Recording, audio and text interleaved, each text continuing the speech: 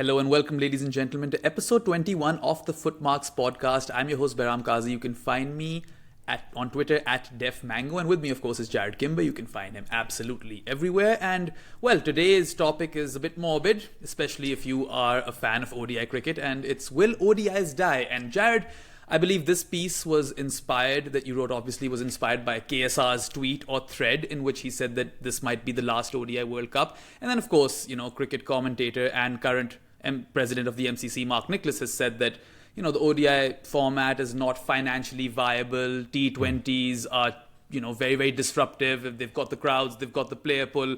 And I can't remember the exact words that he used, but he said that the pull is almost supernatural, something along those lines. He basically said that bilateral ODIs will die and you'll only have World Cups. So do you think we might be witnessing the death of the 90s kid?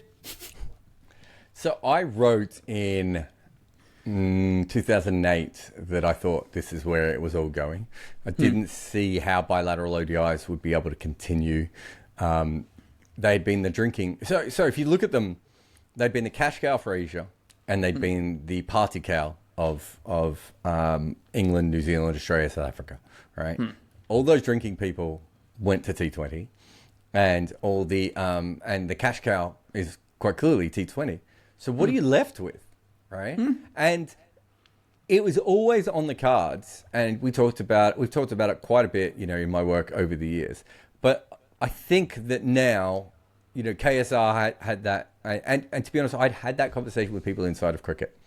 Not as serious, like he's almost certain that it's going to be the last World Cup, which I don't think it will be, which I'm sure we'll talk about. But there is certainly a feeling of the broadcasters saying, why is the 50 over World Cup still your major event when T20 is your major format? It's a very fair thing to ask. And then T20, ODI bilaterals have just died. Crowds have gone, ratings have gone down. The ODI, what was it called? The World Series? No, the ODI. World ODI Championship, World something Cricket along League? those lines. World Cricket League, that's World Cricket League. That, we got to a point in that particular tournament where if that had been played 10 or 15 years earlier, I think it would have been the thing. Everyone would have absolutely loved it. Yeah. And people didn't even know it was on, right? And so that's how far we have come. And we have to be honest with that. Yeah, definitely. And, you obviously speak of the advent of T20 cricket being a big disruptor in this. And, that was 2007, 2008, right? The first T20 World Cup, or World T20 as it was known back then, was in 2007. And then, you had the IPL. And in the modern day, the IPL is huge. It is cricket's biggest cash cow, maybe. And then also you've got tons of other franchise T20 leagues. So do you think that the rise of franchise T20 cricket across the globe is why it seems likely that ODI cricket is headed towards an inevitable demise? Yes. I mean, the best way of looking at this is there's an actual logical reason why T20 leagues do so well. It is not just that the format is more exciting. That plays a part, don't get me wrong. And that it was new and it could be marketed in a different way. All those things play a part. But on a very basic level, if you are playing a one-day series, even if you've got a tri-series or a quad series, you cannot play a game every single night. And if you do play a game every single night, you're going to have a lot of neutral games that no one is going to care about anyway. Yeah. That model doesn't make any sense when there is another model where you can play 60 games, right? Every night in prime time, there's always going to be cricket on. It's always going to be, your local players are always going to be playing. Maybe not your team all the time, but your local players are going to be playing, right? Yeah. That's very different. And one thing that, when the Mark Nicholas comments came out, a lot of people were saying, we should bring back tri-series and quad series. I'm like, they died for a reason. And bilaterals are dying for a reason. And it's because it doesn't make as much sense. I would say, I haven't looked at these numbers specifically, but outside of the IPL, I would say most cricket boards in the world still make more money for one ODI than they do from a T20 league, and it's not even close. So one day of a T20 league compared to one day of an ODI, not even close. The problem is that you can only play so many. And you can't have them all the time. And people have to know when they're on. Oh, it's on a Tuesday, and the next game's on a Friday, and the following game's on a Sunday. It's not being played in a consistent way. And then, wait, we just finished the Ashes, and then we've got this series, and all these sorts of things come up. Leagues don't work that way, Barra, right? Yeah. So some of the problems come from that. The other problems that ODI cricket specifically have compared to the other two formats is it is wedged in the middle, right? Yeah. It is half of one and half of the other. And it's not really that much like Test cricket in some ways. And it's also it's like a more boring version of T20 cricket. That's not to say you can't make one-day cricket really fun, because I think there are some things that you could potentially do. But as it currently stands, it would be hard to sit there and look at it and go, this is a thing that deserves to exist because it's brilliant, because it's kind of not. And there's other versions of it out there that are doing better. Yeah, I guess it's an acquired taste, especially kids like me, who grew up in the 90s and early 2000s. To us, it means a lot, but that doesn't mean that it means a lot to purists or kids who are growing up right now. But the duration of ODIs is also a bit of an issue, right? 100 overs in a day, that's more than a day of Test cricket, right? I mean, that's more cricket. And, these days when I'm covering the entire thing, I have to sit down and start of the day, and then it ends all the way in the end. Of course, I love it because I love my job, but, it's large chunks of the game which don't have any peaks, and it's not particularly competitive. Do you think that could be an Achilles heel of sorts? Yeah, look, I've always said that. So when I was young, I was a massive ODI fan. And then probably, in my late teens, I became a much bigger Test match fan. And I always liked one-day cricket, but it was always lesser. I loved the World Cups. And I watched most bilateral cricket that Australia was around, that was in when I was younger, and all those sorts of things. But it wasn't the same. And when T20 came in, almost instantly, I was like, well, this is better. And when I moved to the UK, I watched a lot of Pro 40 cricket. And again, I was like, this is better. And look, the middle overs, I think we used to call them on Test Match Sofa the Moon Cup overs. Google Moon Cup if you don't know what I mean by Moon Cup. But basically, the Moon Cup, the explanation for the Moon Cup is there's a certain point between overs, these days 10 and 40, or 35 certainly, where as a commentator specifically, you've not got a lot to talk about.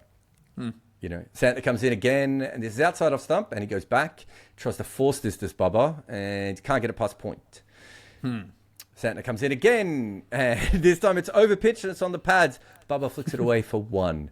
The umpires are just having a chat about the ball at the moment, and there's a lot of that, right? It doesn't have the tension of Test cricket. It doesn't have the excitement of T20 cricket. I do think it does have a lot of issues as a format. And in some ways, T20 fixed a lot of the issues. That's not to say that one-day cricket couldn't be made into something spectacular, because I think perhaps it could. But it's not something spectacular. And we'd be lying if we say it is. Yeah, no, definitely. And the ratings and the commerce of things, they all point to that direction. But the sheer volume of cricket that's played these days, forget the leagues for a second, okay? Forget franchise T20s. Let's just talk about the FTP. It's gotten a bit crazy, particularly if you're a part of the big three, right? Because they're playing tons of cricket, particularly like Test cricket as well. 4-match series, 5-match series, lots of it. First, it was England mostly, and there was a gulf between them and then India and Australia. But now all of them are getting to play a lot. So, yeah, that can't possibly help the ODI format. No, I just think that because it is the weakest format as far as fan engagement now and everything else and commercialization and all those different things, that I always thought that once you had three formats of the game, that if they didn't get rid of T20 cricket from bilateral, I would get rid of. If I was running cricket, I wouldn't have bilateral T20 or one days, right? And we'll get to the whole bilateral one days later because it is an interesting subplot. But I wouldn't have them, and part of the reason I wouldn't have them is it doesn't make anything better for you. That's not to say that you wouldn't occasionally play friendlies or warm-ups before major tournaments or anything like that. But realistically, there is too much cricket being played. T20 leagues should certainly exist. Domestic cricket structures should exist, and Test cricket should exist outside of these tournaments. But I don't really see the point in these other games, other than, I don't know, let's say you could actually make a huge thing if you had two Test teams out and then you had a one-off T20 game, and it's like, like a really exciting one-off game of who's going to win this. But these 3 and 4 and 5 match series, people just, we work in cricket and we can't remember how many games have been played. How many times on Uncovered do I say to you, what, is this the second game or the third game? I can't keep up with them.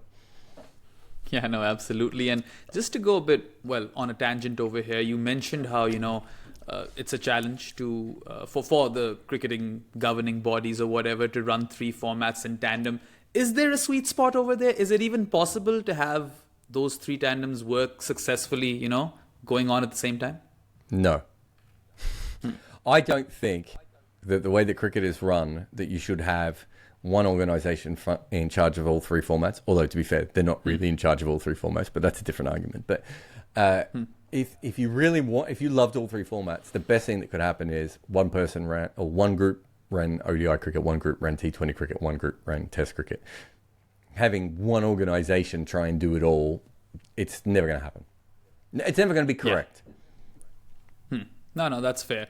Okay, so yeah, let's kind of take all of that into context, and we've got, the cricket calendar, which has gone a bit crazy, and there is no room in the calendar. Then you've got disruption in the form of T20 cricket and franchise T20 cricket. That's where the crowds are, and wherever, the money is, and there's a lot in T20 cricket, that's where the players go. And if you want to learn more about that, we did an entire podcast somewhere in the FootMarks series just on that. So, keeping all of those things in mind, plus the fact that international teams don't even field their first 11s, or most of them at least, don't field their first 11s in ODI cricket, would you say that bilateral ODIs are a sure shot goner?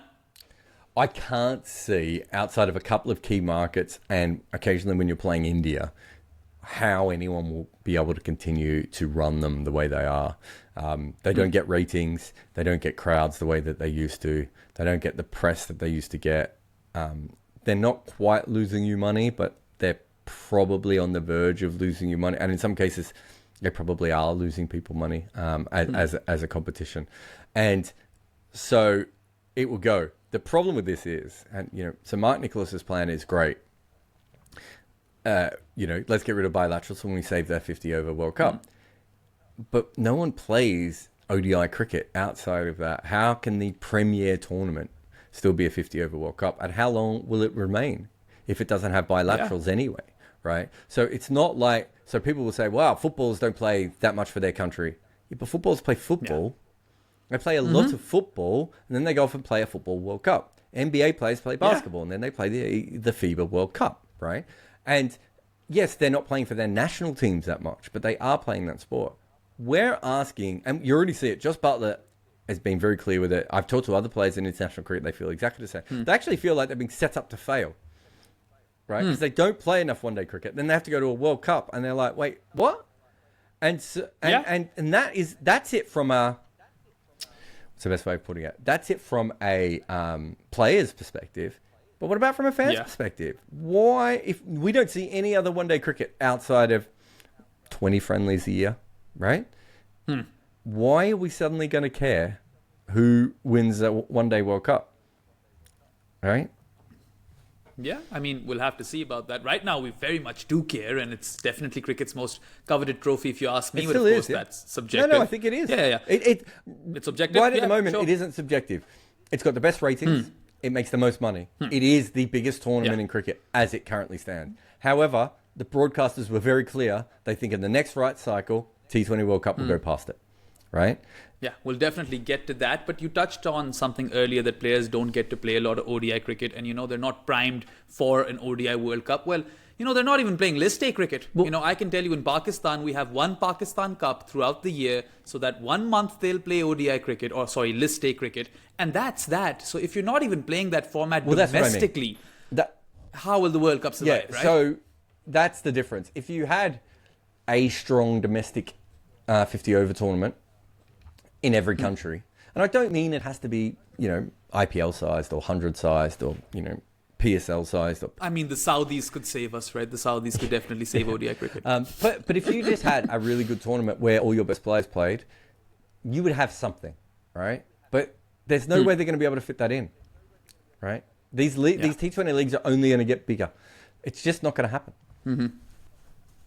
Yeah, no, definitely. And from a broadcasting perspective, of course, you mentioned that the ODI World Cup still gets more views than the T20 World Cup, right? And that should technically buy it some time. I mean, it is, after all, like you mentioned, objectively cricket's most coveted trophy still. And we all feel that way because it just hits different than a T20 World Cup. And the 4-year gap is larger than the 2-year gap or however many year gap it is now, because some years you have, every year you have a T20 World Cup, then you don't have one for 4 years, then COVID happens. So it's been erratic, right? But the ODI World Cup is consistent and everyone gives a lot of fucks about it. At least fans give a lot of fucks definitely. about it. And I think that, at the moment, the whole 4-year thing is really important. I think you hit the nail on the head there. That's an incredibly important part of ODI cricket, the ODI World Cups stuff. But also, was it Pakistan who were like champions for like 9 months at one stage? It was called a World T20, not a World Cup. It's a short tournament. Yeah. You don't play a lot of games. It's got a lot of things about it that don't actually make it feel like a World Cup at the moment. And it's shorter than the other tournament. And I don't just mean the overs, but literally the days and the games. And it doesn't feel like it's a senior tournament yet, right? It will, though, right? Because that's actually where these players are. I mean, at the moment, T20 is the most important format for the vast majority of professional cricketers.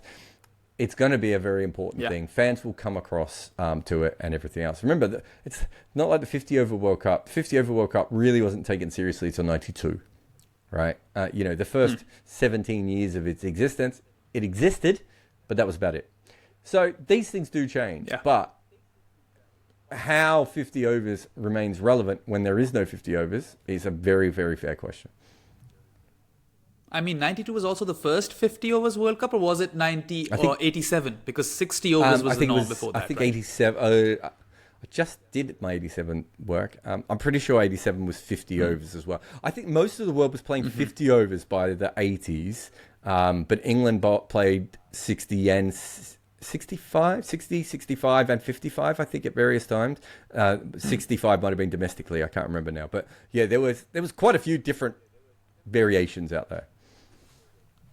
Yeah, and I mean, coloured clothing even after 92 wasn't the norm, right? In Australia it was, but around the world it wasn't till maybe 96 or something. So ODI cricket too has gone through the motions and everything. And so we spoke about how ODIs last too long, 100 overs, people get bored, there's not enough action or competition. But also, social media is a thing in today's day and age, and social media traction, things going viral.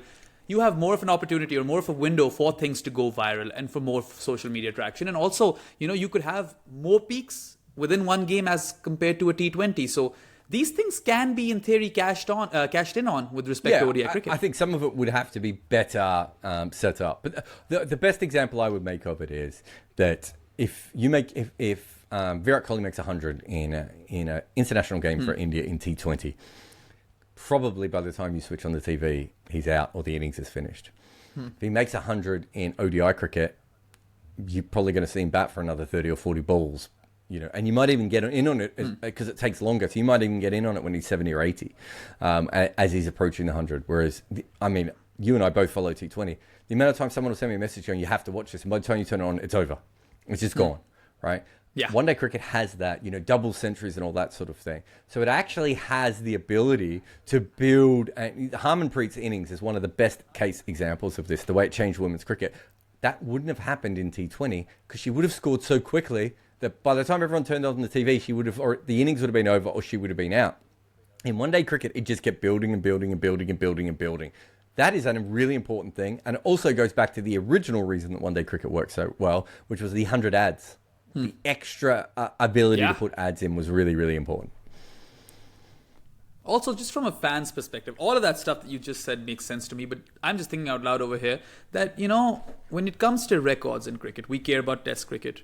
We do still care about ODIs because we all talk about Sachin's 18,000, Murli's, 500 and whatever, and Wasim's 500, whatever. All of those things, right? There is an association to those records. People want those records to be broken. People have grown up with those records. I can tell you with a lot of confidence, no one gives a shit about T20 records. No one really looks at them that way. Maybe in phases or in tournaments or like that, but the overall tallies, I don't think people are as, pushed about those. The last 5 years, I would say I've heard far more about people of this guy's got this many runs in T20 or has played this many games. No one's even talking about one-day cricket in that way anymore.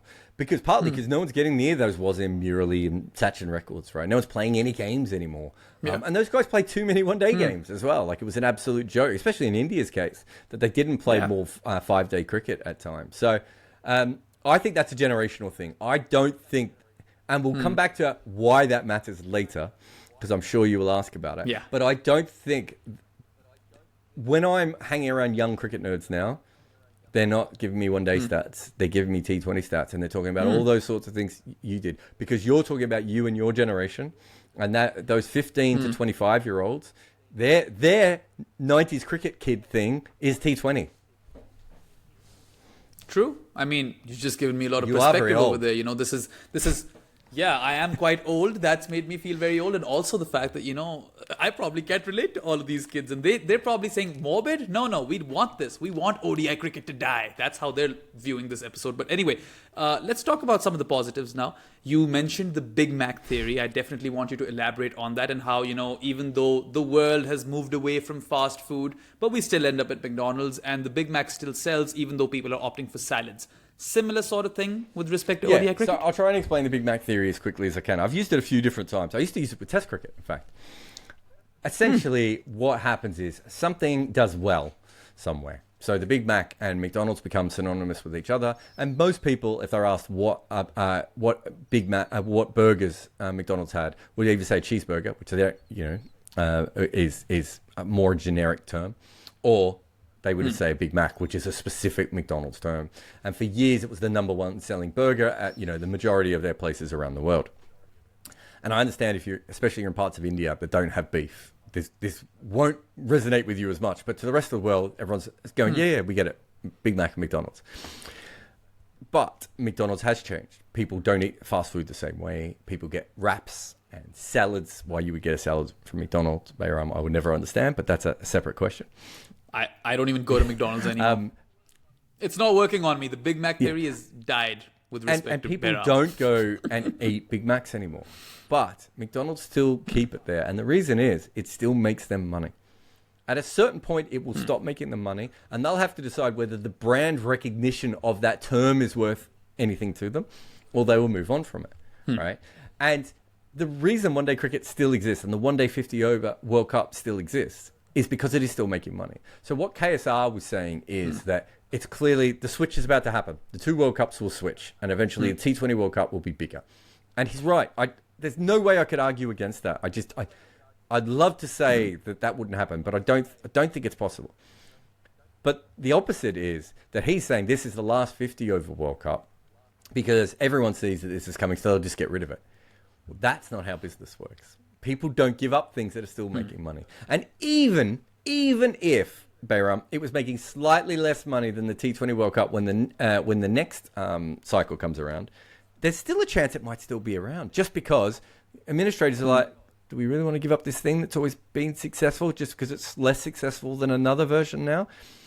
Very rarely does that happen. And it's why the Big Mac is still on the menu, because it still has enough people buying it. It is still worth McDonald's having it as a part of their menu, even if people are eating salads and chicken and veggie options and all those sorts of other things that people have. And so it's a very, very important thing to understand that at the moment, what is saving the 50-over World Cup is the 50-over World Cup success. It's not being saved by, you and me and the 90s kids and the 2000 kids. It's not being saved by the fact that it's been around forever. It is being saved by the fact it is a $1 billion event, and it's still really, really important.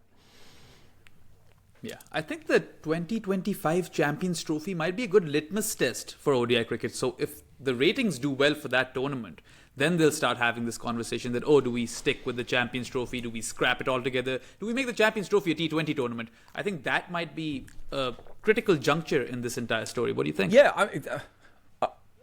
I don't want to out the people who talk to me about this, but I did run it by some people. But there is... I believe the broadcasters wanted the next T20 World Cup to not be in America. They wanted it to be, I want to say England, but I'm not sure if that's true. And the reason that was suggested by anyone was not because they didn't want it to be in America, but they wanted it, if it was in America, it would be in a worse time zone for Pakistan, India, Bangladesh, Sri Lanka, right? And they wanted it to be as big as possible so they could make the switch then. So there is, these things are all happening, right? These conversations are all happening behind the scenes. And I would say that KSR has talked to different people within cricket than I have. And I ran it past about 3 or 4 different people. we all thought that it was, well, but I think I was at a 15% chance that this is the last ODI World Cup, and I found people who were at 25 to 30% chance. So I rounded it out to be about 20% overall, 25% chance. And when you start to look at it from that perspective, you realize it's more real, but also it's a hard thing to kill because of what it is. So the Champions Trophy is not a hard thing to kill. The Champions Trophy wasn't even always called the Champions Trophy. It was originally an idea to give associate teams a chance to host events. It was cancelled. It was brought back. Then it was ignored. Then they forgot they had a Champions Trophy. It's very easy for that to become a T20 tournament like that, right? 16-team knockout they could have. 32-team knockout. Yeah. Let's do it. Let's bring everyone in. You could do anything you want. Yeah, you could do anything you want from a Champions Trophy perspective. But the World Cup is a little bit different, and there will be an outcry in traditional media things if they get rid of the 50 over World Cup, which they also have to factor in. Yeah, I'll be front and center with a placard, and we'll be part Save of our that middle protest. overs. Just say, yeah, save our middle overs for sure. And you mentioned my generation, and somewhere between your and my generation, how we're super attached to ODI cricket. And currently, of course, most of the decision makers in cricket are in that generation, right? 35 and in and around that age, who've grown up with these World Cups, who have an association to them. And that could very well prove to act as a ventilator for the World Cup, at least, if not bilaterals. And they could prolong the inevitable, because bilateral ODIs are pretty much dead, because Mark Nicholas has said it as well. But the ODI World Cup, as you said, we could still see maybe one or two more. So I just hope that those guys in those positions can make that happen. You say that the decision makers are 35. The decision makers are over 35. So 35 would be the minimum age for most. How old's Jay Shah? I don't know. I can't really tell. He looks 37, but I think he's younger than that, isn't he? He's just got he's got 37 face cut. 35. Jay Shah is closer to my age. I didn't miss that by much, did I? Oh my God. He's one of the most important decision makers at the moment. It may not be by the time any of this matters, but at the moment he is. He's the monarch. And he's 35. He's the monarch. Right. So think about everyone else is basically older. And my point to KSR would be that cricket is traditional, it's conservative, and it's slow moving. But you also factor in that the majority of the people who are going to making these decisions grew up from 83 through to 2011. Right? That includes Indians, but it's not just Indians. It's many other people who will have to make this decision. For a lot of them, Test cricket and ODI cricket were both on a similar level. They might like Test cricket a little bit more because it's a better sport or whatever else, but one-day cricket is a proper format of cricket. The administrators before that, right, wouldn't have felt that way. If this was happening in 1996, the administrators would have moved to T20 cricket quicker, just because they had no emotional attachment to one-day cricket at all, right? Because they didn't even take it seriously. Right? It's only around that mid-96 period where it really gets to start taking seriously from the global event. Cricket fans start to take it seriously, and the players start to take it seriously a little bit early on. But it's really 96 through 99 when it really matures from an event spectacle. 99 maybe is the really big one. It's a little bit more accessible than 87. 92 was hard to travel around. 96 was in 3 different countries. It becomes a bit more of a thing in 99, and then 2003 becomes almost like a tourism thing. 2007 is a tourism thing. That's a very big change. So the point is that those people who were sitting around, the same people who in 1996 were offered Crick Info for free and knocked it back because they didn't want to be involved with the fans, if you had said to them, you've been playing this 50 over 1, if you play this 20 over 1, you can probably make 20 to 30% more money, and it's less. You'll have to hire security guards for less time. They'd have been like, okay. But that is not the situation we're in now.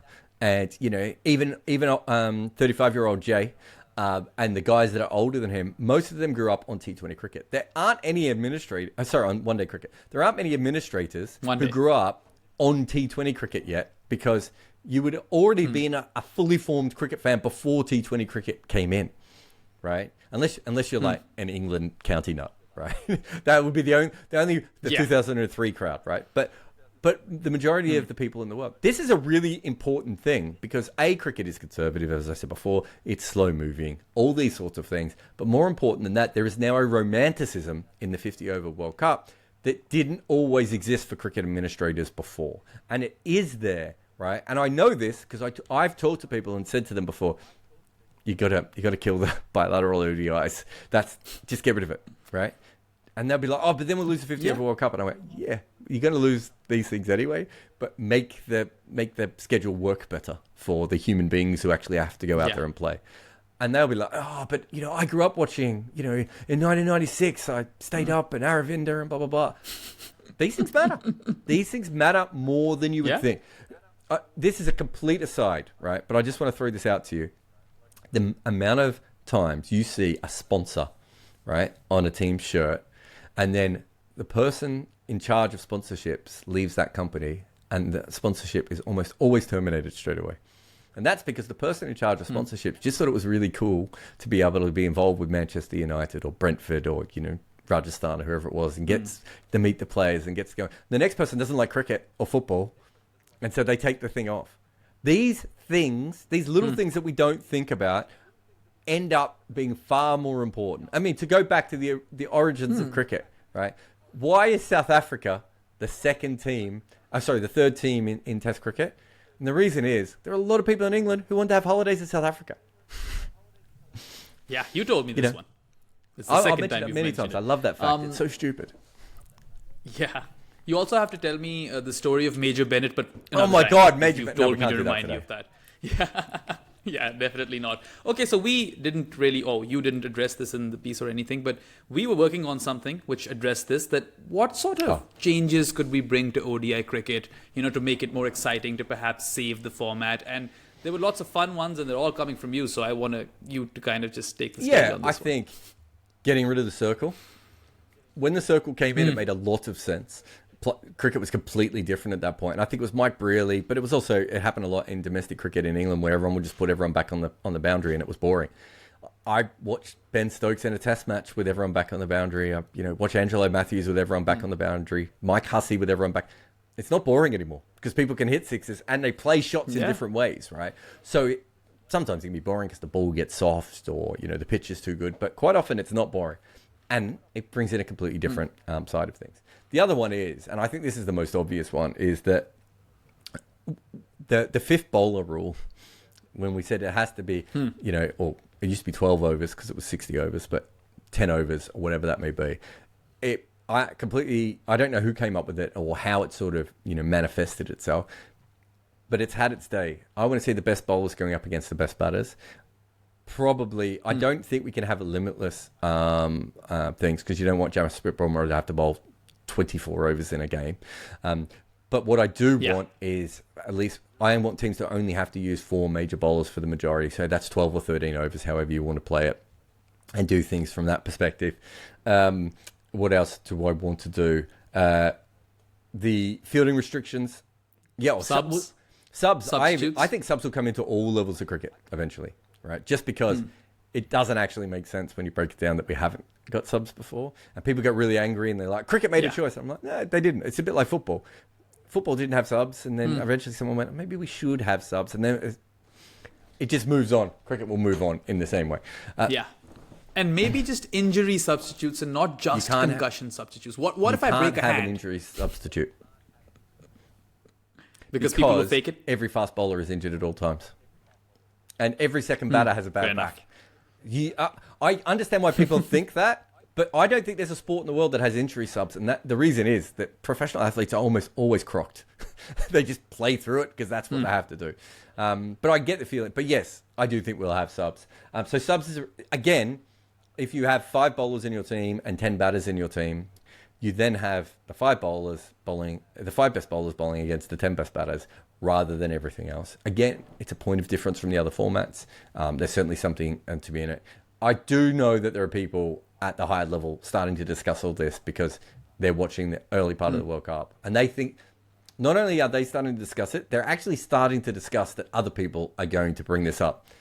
They realize that even if there is one more 50-over World Cup or 3 more 50-over World Cup, the next one probably won't be played under the same regulations because they'll make changes. So the subs thing is another one. The other one that I like is taking a fielder out of the ring for every 10 overs. Because what happens at the moment is you get a little bit of good scoring at the start, then bit of a slowdown, and then you just go up, and then from the 35 over mark onwards, you get a kick, right? And we've already seen the Big Bash try and fix this as well. And everyone tries to fix it the wrong way. They always go, oh, we'll just put a random power play in the 38th over and that'll be great. Yeah. That's not how you fix it. Because then teams bat knowing that they have to have wickets in hand for that period. What you do is you have one fielder out in the first 10 and two fielders out in the second 10 and three in the fourth, five, however you want to do it. 20 overs, you can have two fielders out. Any way that you want to do it. That way the scoring rates will actually be kind of similar. You'll still get a bit of a peak at the end, but it'll be a lot more exciting all the way through. So that's another option. My other one is that, and I think we brought this up on Uncovered today, so I'm just going to be saying this over and over again, but I do wonder if cricket could go, one-day cricket specifically, and T20 might end up doing this anyway, but if one-day cricket could be the point, especially if you have substitutes and you have fielding 11s and all this sort of stuff, to literally just have, we bat for 10 overs, you bat for 10 overs. We bat for 10 overs, you bat for 10 overs. It makes the conditions fairer, but it also, at all times, everyone watching that game will know who was in front. Okay, so in that format, let's suppose a batter is out. He can't or she can't come and bat again, right? Yeah. Because then it makes sense. And I think out of all of those potential changes, the ones I like most are no arbitrary number of overs, or at least more than 10, right? 15 maybe that a bowler can bowl, and then also subs. If you can sub in 3 to 4 people, you can have your batting lineup till 10, and your bowling can only be really good bowlers, and that would, make for great competition, because I'm curious to see how quickly the batters score. And, how quickly the bowlers run out of steam, or how many wickets do they possibly get, because there are no tail-enders, right? So it makes things interesting. If there's any sheikh equivalent of Kerry Packer in Saudi Arabia, come. Oh my God, the listen Saudi to us Kerry and change the game. Is the most terrifying image I've ever had. And I just hope there is no Saudi Kerry Packer. All Australians know exactly what I'm talking about here. Then there would be a Kerry Packer's son, a Sheikh Kerry Packer's son involved. There's a lot of shit that doesn't need to happen there. But no, look, there are many different things you can do. We've got 2 new balls. Why not let the bowling team decide when they're going to use new balls? All these sorts of things are available to you. But it is, I think there was a point when one-day cricket was tinkered with and changed. They did lots of little things, and then we got to a point where it actually worked okay. If T20 cricket didn't exist at the moment, one-day cricket would actually still be doing fine. But because it does exist, you do actually need to regulate it now like T20s around. And I don't think we're regulating it like T20s around. I think we're still just tinkering around the edges. I think it needs some drastic changes. Yeah, no, definitely. It's not paid attention to at all. And they did tinker with the substitute at one point in 2005, just did not stick, badly implemented or whatever. And I really like this, captain gets to choose when they want to take the second new ball, because then you could bring reverse back into the game. And maybe in the final 10, you can get it to wobble again. So you'd have the best of both generations. But of course, these are all radical changes and no one probably wants to pump in that sort of money in ODI cricket. So, Jarrod, one last question, and be quick over here. When do you think bilaterals, ODI bilaterals will die out, and when will the last ODI World Cup be held? I think this is the last FTP where we see anywhere near as many bilaterals as we do right now. I do think there will be bilaterals into the next FTP, but I think they will be drastically cut. Partly because no one's in charge of cricket, and so some teams will just stop playing them, and some other teams won't. And we also get into a bit of a confusing thing of friendlies will still exist, and they are technically bilateral, so maybe it will go on that way. Yeah. I think this World Cup will go ahead. I think the next World Cup will go ahead. I don't know if the one after that would go ahead. I think we have this one and the next one, and I'd be very, very surprised if we get 4. I'm sort of 50% on us having this one and 2 more. But I'd be very surprised if we have this one and 3 more. I can't see it. It doesn't make sense. There's no one looking up. The most important thing is there's no one looking after it, right? And because no one's looking after it, that was always the problem with Test cricket as well. And to be fair, the administrators in their own ways at least tried to do things with Test cricket. They haven't done that with one-day cricket. That would be the only swing back I could see, is if they start to protect it. But I don't know if you can protect it and Test cricket at the same time as well. So we always talk about T20 being the thing that causes problems with ODI cricket. It may actually not be that at all. It may be the combination of the fact that they're all obsessed with T20 cricket, but they still like Test cricket more. And then they're like, oh, ODI cricket, who has the time? Yeah. It's interesting, because the World Cup is something everyone's invested in and everyone plays everyone essentially in this format. Well, maybe you could have that every year and that's it for your ODI cricket. I don't know. I don't know what the ratings will be because the 4-year thing is gone. But anyway, if anyone is a fan of ODI cricket, I'm really sorry that you had to hear all of this. If you're a T20 person, then well, the future is yours. But that'll be all for this episode of the FootMarks podcast. Thank you everyone who tuned in. We'll catch you again with episode 22 next week. For now, that's all. Goodbye.